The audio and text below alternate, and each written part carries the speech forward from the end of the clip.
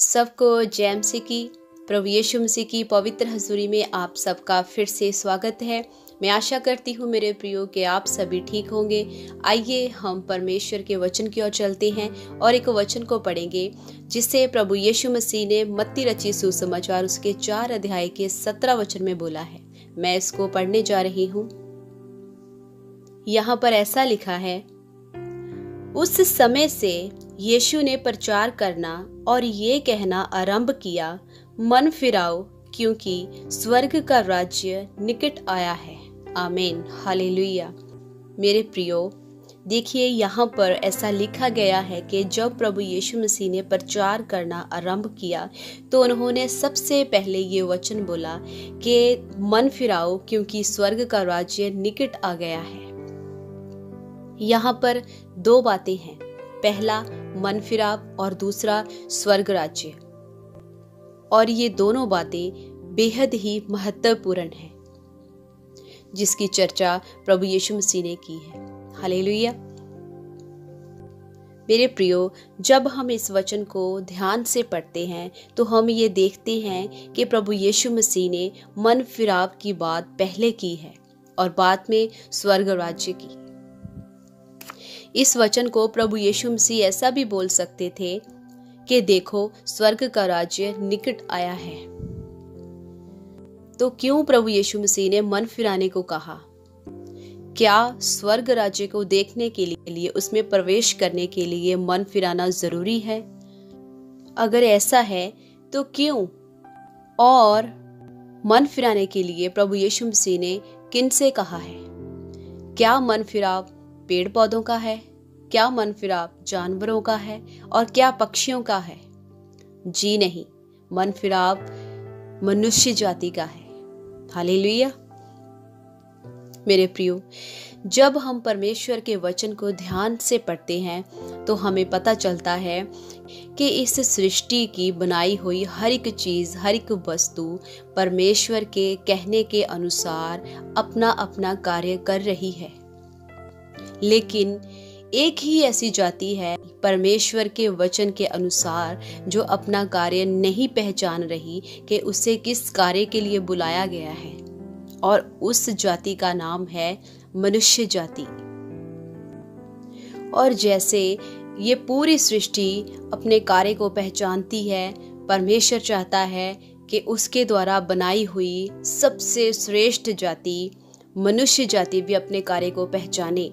और इसीलिए परमेश्वर ने मनुष्य जाति से बात की है। तो इसका मतलब जो बात प्रभु यीशु मसीह ने बोली है कि मन फिराओ, स्वर्ग का राज्य निकट आया है, ये बात इस बात को क्लियर करती है कि कुछ तो ऐसा हुआ है जिसके लिए मन फिराव जरूरी हो गया है। क्या आवश्यकता पड़ गई कि हमें मन फिराव के बिना हम स्वर्ग राज्य को देख नहीं सकते, उसमें प्रवेश नहीं कर सकते? ऐसी क्या बात हो गई? मेरे प्रियो, अगर आप परमेश्वर के वचन को पढ़ने वाले हैं तो आप इस बात को जरूर जानते होंगे कि वचन में लिखा है, परमेश्वर की दृष्टि में सब ने पाप किया है। रोमियो 3:10 में लिखा है कि कोई धर्मी नहीं, एक भी नहीं, कोई समझदार नहीं, कोई परमेश्वर का खोजने वाला नहीं, सब भटक गए हैं, सब के सब निकम्मे बन गए हैं, कोई भलाई करने वाला नहीं, एक भी नहीं। इस वचन से हमें ये पता चलता है कि परमेश्वर की दृष्टि में एक भी व्यक्ति धर्मी नहीं है, एक भी व्यक्ति उसको खोजने वाला नहीं है, एक भी व्यक्ति उससे प्रेम करने वाला नहीं है। सब के सब अधर्मी और पाप के कारण भटक गए हैं। उन सबको अपने ठिकाने पर लाने के लिए परमेश्वर ने चाहा है कि मनुष्य जाति पश्चाताप करे, मनुष्य जाति मन फिराए। और क्यों मन फिराए? क्योंकि मेरे प्रियो, वचन कहता है कि यहोवा ने स्वयं अपने आप का परिचय दिया है और कहा है कि मैं पवित्र हूँ, और जैसा मैं पवित्र हूँ तुम भी पवित्र बनो। क्या ये हो सकता है कि हम परमेश्वर की दृष्टि में पवित्र बन सके? क्या हम परमेश्वर की दृष्टि में सही ठहर सकते हैं जैसा परमेश्वर चाहता है? ऐसे हजारों ही सवाल हमारे मन में होंगे। तो मेरे प्रियो, आज की सुबह आपके लिए मेरे पास एक बहुत ही अच्छी गुड न्यूज़ है। अगर आप उस गुड न्यूज़ को सुनना चाहती हो तो मैं आपको बताना चाहती हूँ, ये संभव है कि हम परमेश्वर की दृष्टि में पवित्र ठहरे। हालेलुया। परमेश्वर ने खुद इस बात को संभव किया है कि हम परमेश्वर की दृष्टि में धार्मिक गिने जाएं। परमेश्वर ने खुद इस बात का इंतजाम किया है। एक सर्वश्रेष्ठ मार्ग परमेश्वर ने हमें बताया है। उस तक पहुंचने के लिए हमें एक नाम दिया है, जिसको जानकर, समझकर, जिस मार्ग पर चलकर हम परमेश्वर की दृष्टि में पवित्र और धार्मिक बन सकते हैं। क्या आप उसका नाम जानना चाहते हैं?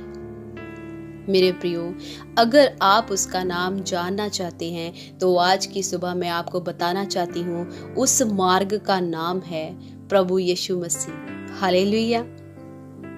उस इंतजाम का नाम है प्रभु यीशु मसीह। वो नाम जो हमें पवित्र ठहरा सकता है, जो हमें धार्मिक बना सकता है, वो नाम है प्रभु यीशु मसीह। इसलिए मेरे प्रियो, यूहन्ना 3:16 कहता है कि परमेश्वर ने जगत से ऐसा प्रेम किया कि उसने अपना इकलौता पुत्र बख्श दिया, ताकि जो कोई भी उस पर विश्वास करे वो नाश ना हो बल्कि अनंत जीवन पाए। तो यही वो नाम है, यही वो मार्ग है जिस पर चलकर हम परमेश्वर तक पहुंच सकते हैं। जिस स्वर्ग राज्य की प्रभु यीशु मसीह ने बात की है, उस राज्य में हम प्रवेश कर सकते हैं सिर्फ प्रभु यीशु मसीह के वसीले से। क्योंकि मेरे प्रियो, प्रभु यीशु मसीह ने साफ साफ अपने वचन में कहा है कि कोई मेरे बिना पिता तक नहीं पहुंच सकता। पिता ने हमको अपने साथ मिलाने के लिए एक मार्ग तैयार किया है। उस मार्ग का नाम प्रभु यीशु मसीह है। हम इस मार्ग के वसीले से अपने परमेश्वर के साथ मेल मिलाप कर सकते हैं, जो मार्ग हमें खुद स्वयं परमेश्वर ने दिया है। और स्वर्ग राज्य में प्रवेश करना बिना प्रभु यीशु मसीह के संभव नहीं है, क्योंकि वही एक रास्ता है जो आपको पिता तक, स्वर्ग तक लेकर जाएगा। हालेलुया। आपकी धार्मिकता, आपकी पवित्रता सिर्फ प्रभु यीशु मसीह में है, सिर्फ उसके लहू में है। उसके लहू को रिसीव करेंगे जो आपके और मेरे गुनाहों के लिए बहाया गया है। तो आपको प्रभु यीशु मसीह के लहू की जरूरत है।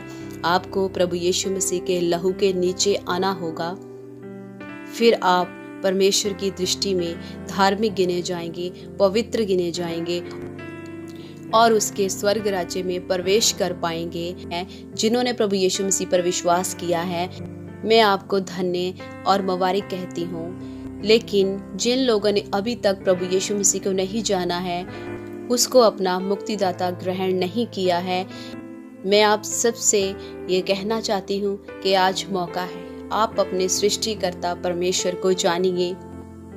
अगर आप परेशान हैं, अपने मुक्तिदाता को ढूंढ रहे हैं, सच्चाई को खोज रहे हैं, तो मैं आप सबको बताना चाहती हूँ, वो सच्चाई, वो मुक्तिदाता, वो मार्ग जिसकी आप खोज में हैं, वो प्रभु यीशु मसीह ही है। हालेलुया। सो मैं आप सबका प्रभु यीशु मसीह में वेलकम करती हूँ। अपने परमेश्वर को जानिए और मन फिराइए, अपने परमेश्वर के पास लौट आइए। परमेश्वर आपके इंतजार में है। कहीं ऐसा ना हो कि बहुत देर हो जाए, क्योंकि परमेश्वर का वचन कहता है, मन फिराओ क्योंकि स्वर्ग का राज्य निकट आया है। परमेश्वर आप सबको इस वचन के साथ बरकत दे, आशीष दे। सबको जय मसीह की।